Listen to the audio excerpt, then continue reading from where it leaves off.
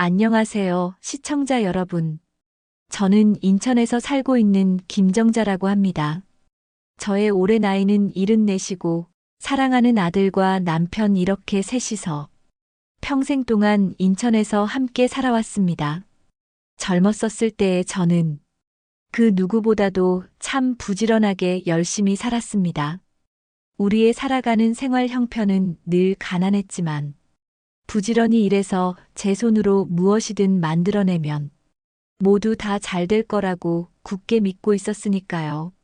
새벽 5시 반을 알리는 알람 소리가 울리면 제 몸은 어김없이 알람보다 제일 먼저 눈을 뜨고 사랑하는 아들에게 줄 도시락을 싸고 남편을 위한 아침 밥상을 차렸습니다. 나도 모르는 사이에 그렇게 규칙처럼 되어버린 언제나 변함없는 저의 하루 일과를 시작했습니다. 남편은 언제나 저에게 무뚝뚝하게 대했습니다.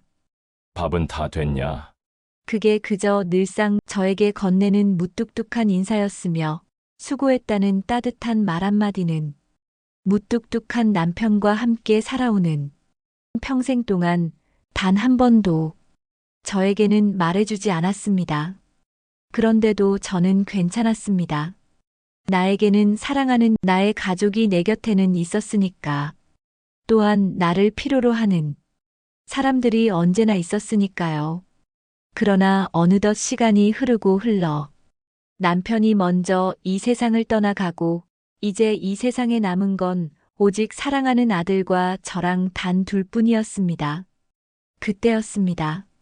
저는 이 아이한테만큼은 절대로 아빠의 빈자리를 느끼지 않게 해주고 고생시키지 않겠다고 마음속으로 굳게 다짐했습니다. 굳게 마음먹은 변함없는 한결같은 마음으로 그 어떤 어려움도 꿋꿋하게 참고 버텨내며 지금까지 살아왔습니다. 우리 아들 준서는 참으로 착한 아들이었습니다. 공부도 항상 열심히 하였고 언제 어디서나 성실했으며 마음이 따뜻하고 속 깊은 아이였습니다. 그 무엇보다도 언제나 저를 제일 먼저 생각해주는 참으로 고마운 아들이었습니다. 하지만 아들이 결혼을 하고 나서부터는 언제부터였는지도 모르게 아들과 저 사이에는 눈에는 보이지 않는 벽들이 하나 둘씩 서서히 생겨나기 시작했습니다. 며느리인 수진이는 언제나 깔끔하고 똑부러진 성격을 가지고 있는 아이였습니다.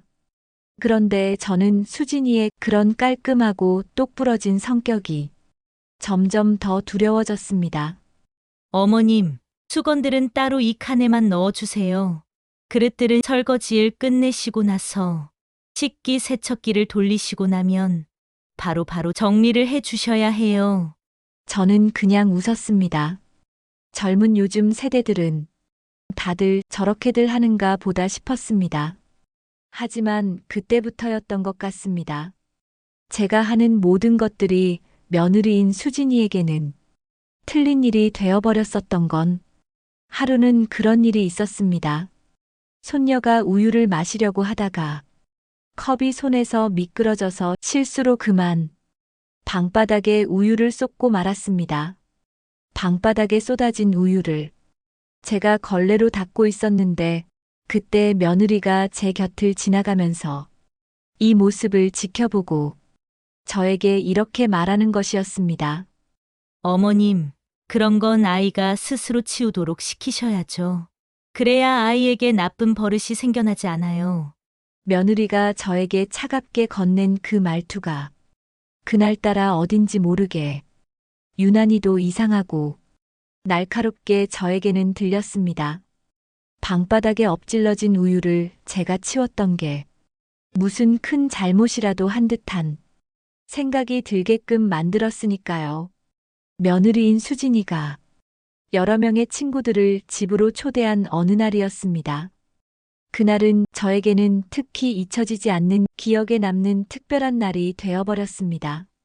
어머님, 오늘 저녁엔 저에게는 소중한 몇몇 친구들이 오랜만에 우리 집으로 놀러 올 거니까 힘이 좀 드시더라도 거실과 화장실은 평상시보다 좀 더 신경 써서 잊지 마시고 바닥이 미끄러지지 않도록 하고 반짝거리게 물 청소를 꼭 좀 해주세요. 그리고 저녁 6시에는 아이들에게 늦지 않게 저녁 밥상을 차려주셔야 해요. 아이들이 밥을 먹고 학원에 갈 시간이기 때문에 늦으면 안 되니까요. 저녁 6시 정각. 나의 몸에 밴 하루 일정들은 그 어떤 시계의 알람 소리보다도 언제나 더 정확했습니다. 하지만 제 허리는 이제 그 정확함을 따라가기에는 너무나도 힘이 들었습니다. 아이들에게 먹일 저녁 밥상을 차려주고 잠시나마 숨 돌릴 틈도 없이 자리에 채 앉기도 전에 며느리인 수진이는 저를 바라보고 저에게 이렇게 말했습니다. 어머님, 저기에 있는 저 접시들은 다시 닦으셔야겠어요. 접시 위에는 얼룩들이 아직도 남아있잖아요. 며느리의 그 말을 듣는 순간 제 손끝이 저도 모르게 파르르 떨려왔습니다. 하지만 저는 며느리에게 아무런 말도 하지 않았습니다. 저는 며느리에게서 마음에 상처를 내는 이런 말들을 들을 때마다 저는 가끔 이런 생각이 문득 들었습니다. 나는 과연 이 집에서 이들에게 어떤 존재로 살고 있는 걸까? 아침에 일어나면 어머니, 점심엔 집안 청소를 담당하는 사람, 저녁엔 가족들의 저녁 식사를 준비하는 사람, 그리고 밤이 되면 그림자처럼 조용히 방에 들어가야 하는 사람. 저는 며느리인 수진이에게는 가족이었을까요? 아니면 그저 같이 사는 사람이었던 것이었을까요? 그날도 어김없이 집안 청소를 하던 어느 날이었습니다. 제 허리가 더 이상 버티지를 못하고 완전히 내려앉고 말았습니다. 병원에서 MRI를 찍고 나온 의사 선생님이 심각한 표정을 지으면서 저에게 다가와 저를 쳐다보며 심각하게 말했습니다. 이제는 수술을 하셔야 합니다. 더 이상 수술을 미루시면 점점 더 걷기가 힘들어지실 수도 있습니다. 그 말이 이상하게도 제 가슴에 비수처럼 박혔습니다. 걷기가 힘들어진다. 그건 단순한 병이 아니라 제 인생이 멈춘다는 뜻같이 들렸거든요. 저는 잠시 생각에 잠겨 있다가 무거운 마음으로 가방 안에 있던 나의 휴대폰을 꺼내 아들 준서에게 전화를 했습니다. 긴 신호음이 흐른 뒤에 준서가 전화를 받았습니다. 준서야, 엄마 이제는 수술해야 한대. 더 이상 수술을 미루면 걷기가 힘들어질 수도 있대. 수술이요. 그럼 시간은 얼마나 걸리는데요? 일주일 정도래. 그 다음에 아들이 저에게 했던 말이 저는 아직도 잊혀지지가 않았습니다. 그럼 그동안 집안일은 어떻게 해야 하죠? 수화기 너머로 저에게 들리던 그 말이 내 가슴을 쿵 하고 세게 내리쳤습니다. 아니, 그게 지금 걱정이라고 엄마에게 할 말이야? 엄마가 수술을 받아야 된다고 하는데. 결국에 저는 아들과 며느리의 그 어떤 도움도 하나 받지 못하고 쓸쓸하게 혼자서 수술을 받았습니다. 병원의 입원 수속도, 병원 생활에서의 필요한 물건들의 준비도, 아픈 허리를 감싸쥐고 모두 다 제 손으로 혼자서 준비를 해야만 했습니다. 수술을 무사히 마치고 병실로 돌아왔습니다. 마취가 풀리고 두 눈을 떴을 때 제 곁에는 저를 걱정해주는 사람 하나도 없이 하얀 천장만 보일 뿐이었습니다.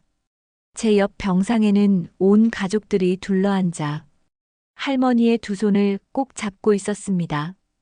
처음으로 그때 저는 밀려오는 외로움과 서러움에 잠겨 울었습니다. 나는 어쩌다가 이렇게까지 되었을까? 저는 병원에 입원해서 퇴원하는 날까지 아무도 저를 찾아주는 사람도 하나 없이 홀로 쓸쓸하게 병원에서 지냈습니다. 아들과 며느리는 바쁘다는 이유로 단 한 번도 저를 찾지 않았습니다. 며칠이 지나고 퇴원하는 날, 퇴원하는 것마저도 저 혼자서 감당해야만 했습니다. 나는 아픈 허리를 반쯤 굽히고 아주 천천히 집으로 들어섰습니다. 그때 현관 앞에 서서 집에 들어서는 나를 바라보며 며느리인 수진이가 나에게 이렇게 말했습니다. 어머님, 수술은 잘 되셔서 정말 다행이에요. 근데 내일부터는 저녁 준비가 가능하실까요? 그 말을 며느리에게서 듣는 순간 내 몸의 통증보다 몇 배가 되는 더 아픈 게 마음속 깊은 곳에서 저를 짓눌러 왔습니다. 서글픈 마음이었습니다. 그날 밤 저는 제 방의 문을 조용히 닫고 들어와 아무도 들을 수 없도록 이불 속에서 소리 죽여가며 하염없이 울었습니다. 아무 소리도 내지 못한 채 그냥 조용히 흘러나오는 눈물이었습니다. 그날 밤 저는 잠이 오지 않아서 뜬 눈으로 긴 밤을 지새웠습니다. 따뜻한 이불을 덮고 누워 있었지만 제 머릿속엔 지나간 수십 년간의 장면들이 떠올랐습니다.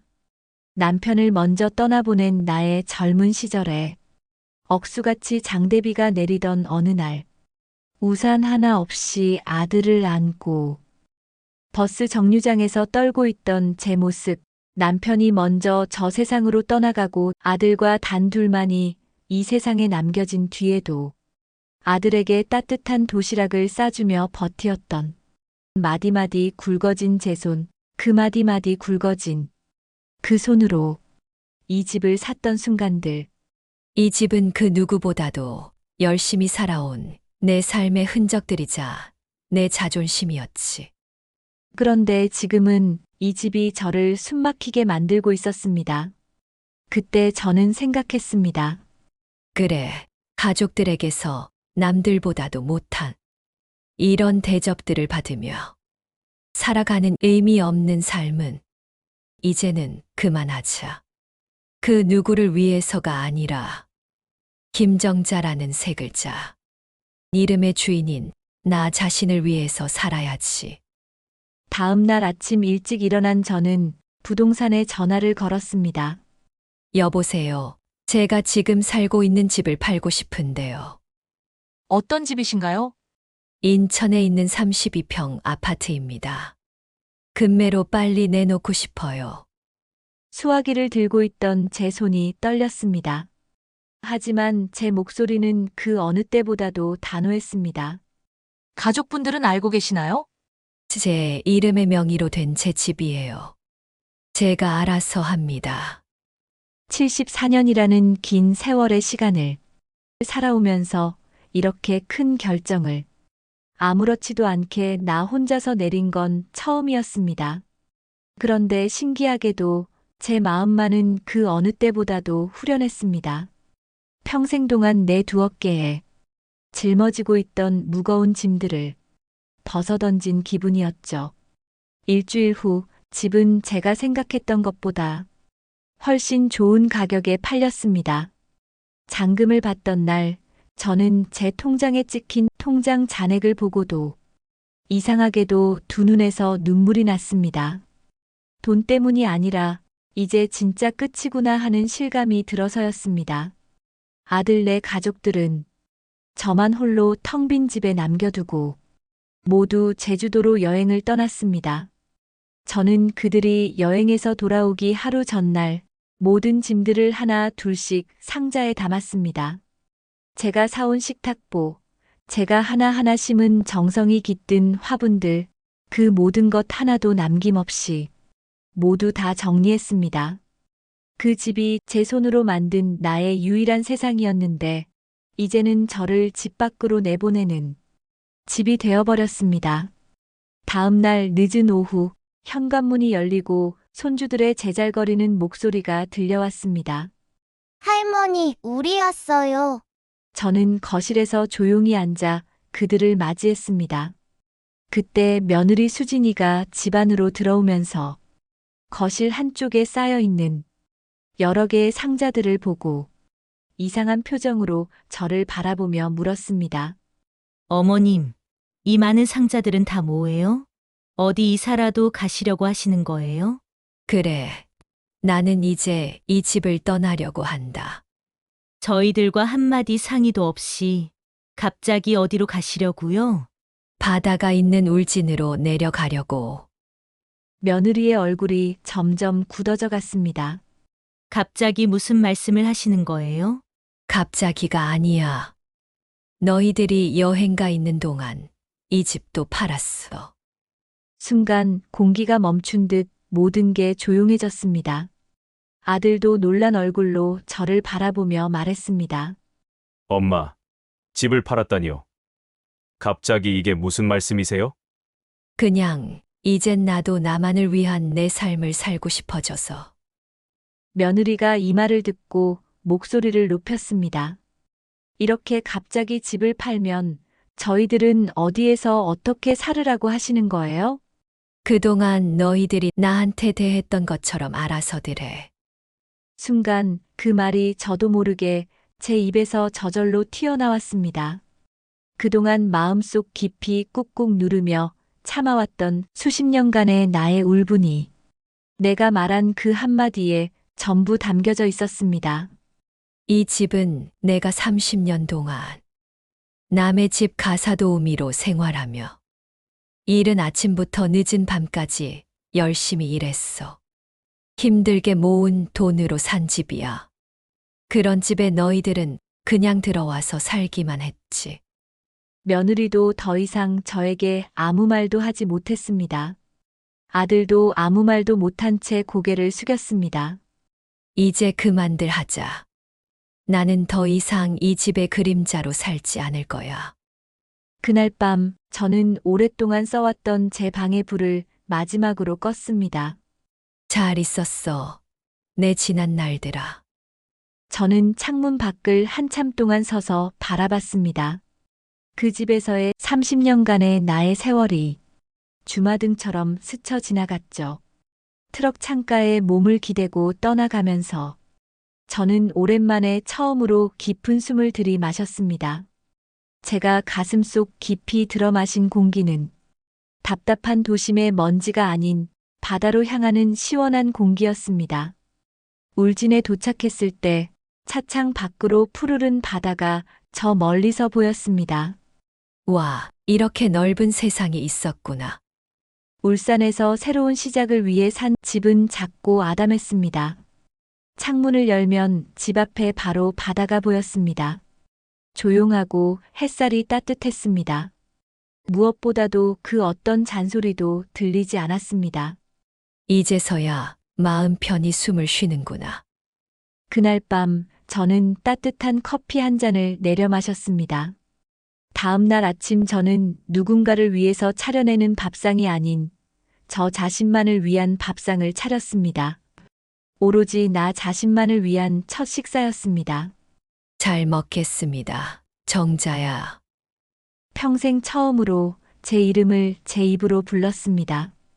울진에서 맞이하는 첫 아침은 공기부터 도시와는 사뭇 달랐습니다. 집 밖에서 나는 닭 우는 소리, 저 멀리에서 들려오는 파도 소리, 그리고 새들의 지저귀는 울음소리마저도 저를 보고 이웃집 아주머니가 반갑게 인사를 건네왔습니다. 새로 이사 오셨죠? 반가워요. 네. 어제 새로 이사 왔어요. 혼자서 사시나요? 네. 강아지랑 둘이서 같이 살아요. 아이고, 여기 사는 저희도 다 혼자서들 살아요. 가끔씩 한 번은 외롭긴 해도 몸과 마음만큼은 자유롭죠. 그 말에 저도 모르게 살며시 제 얼굴에는 미소가 지어졌습니다. 자유롭다. 자유롭다는 그 단어가 이렇게까지 저에게 따뜻하게 들리긴 처음이었습니다. 저는 마음에 여유가 생기면서 집 앞 마당에 있는 작은 텃밭도 가꾸기 시작했습니다. 고추, 상추, 방울토마토 몇 포기. 해가 뜨면 물을 주고 해가 지면 집 앞에 있는 마당에 앉아서 따뜻한 커피를 마셨습니다. 그런 단순한 하루가 저에게는 참으로 소중한 시간들이었습니다. 시간이 흘러 울진으로 이사 온 지 3달쯤 되어갈 무렵 문 밖에서 누군가 문을 두드리는 소리가 났습니다. 엄마. 엄마. 문을 열어보니 문 밖에는 아들 준서가 서 있었습니다. 얼굴이 예전 같지 않고 많이 상해 보였습니다. 어떻게 여기까지 왔니? 엄마가 너무 보고 싶어서 왔어요. 준서는 한동안 말이 없었습니다. 한동안 말없이 앉아있던 준서가 어렵게 천천히 말을 꺼냈습니다. 엄마, 저희 요즘 장모님 댁에서 지내는데 몸도 마음도 너무 많이 힘들고 지쳤어요. 이제서야 엄마 마음을 조금이나마 알 것 같아요. 그 말을 들었을 때 저는 마음이 조금 흔들렸지만 저는 담담히 말했습니다. 그래, 이제라도 알면 됐다. 엄마, 이제라도 저희들이랑 다시 같이 살면 안 될까요? 저는 조용히 웃었습니다. 이제는 혼자서 사는 게 익숙하고 더 좋아. 이제는 너희들도 너희들만의 삶을 살아라. 그게 엄마한테는 제일 큰 효도야. 준서의 눈가에는 어느새 눈물이 맺혔습니다. 그동안 저희가 정말로 잘못했어요. 죄송해요. 엄마. 용서해 주세요. 준서는 흐느끼면서 저에게 뒤 늦은 깨달음의 용서를 구했습니다. 괜찮다. 이제부터는 나도, 너도 각자의 인생을 사는 거야. 그날 밤 저는 바닷가 벤치에 앉아 저 멀리 해가 지는 아름다운 석양을 바라봤습니다. 오랜만에 바라보는 하늘은 붉게 물들었고 파도 소리는 고요하게 밀려왔습니다. 정자야, 그동안 고생 많았어. 나는 나 스스로에게 말했습니다. 이제는 그 누구의 엄마로도 그 누구의 시어머니로도가 아니라 김정자라는 세 글자 이름의 주인인 나로 오로지 그냥 살아도 돼. 손끝에 남은 잔잔한 바람이 마치 제 인생을 다독이는 듯 했습니다. 우리들의 인생은 너무나도 짧습니다. 남을 위해 견디기엔 너무 짧고 나를 위해 살아가기에는 시간이 많지 않았습니다. 이제서야 충분히 성숙한 나이가 되었습니다. 저 푸르른 바다를 향해 나는 조용히 속삭였습니다. 이제는 얼마 남지 않은 인생의 마지막 시간들을 오로지 김정자라는 세 글자 이름의 주인인 저 자신만을 위해서 살겠습니다. 시청자 여러분들 중에서도 혹시 저처럼 평생 동안 누군가를 위해서 살아오신 분들이 계신가요? 이제는 그 삶에서 한 발짝 뒤로 물러나와 나를 바라보셔도 됩니다. 우리들이 느끼고 생각하는 행복은 우리들 곁에서 그리 멀리 있지 않습니다. 그저 잊고 지냈던 내 이름 세 글자를 다시 부르는 순간들로부터 시작되기도 합니다.